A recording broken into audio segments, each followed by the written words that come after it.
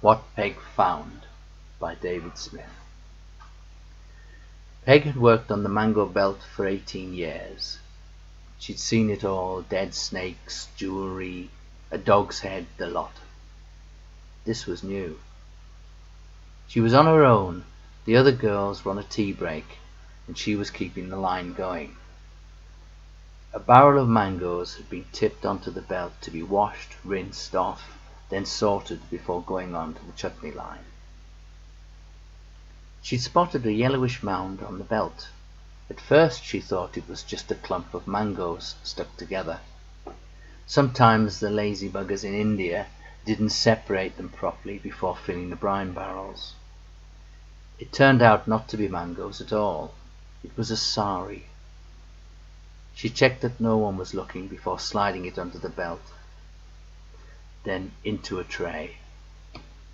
5 minutes after the other girls were back, she was in the changing rooms rinsing off the dress. It was about her size. It was beautiful, a little torn in places, but otherwise good. She noticed there were flecks of blood on it.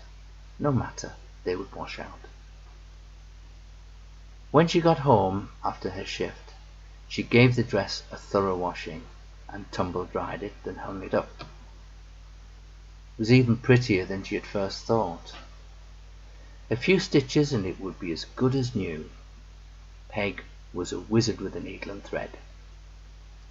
When it was repaired and ironed, it was time to try the dress on. She was right about the size. It was almost a perfect fit. Meg was particularly small-framed, so she guessed that the dress must have belonged to a child or a young girl. How did it get into the mango barrel, she thought. Meg undressed and slipped the sari on. These Indian girls have got it right, she thought. Their clothes are so comfortable, so liberating. She started to dance, gently swaying, enjoying the silky movements of the dress, swishing after her as she swayed and twisted.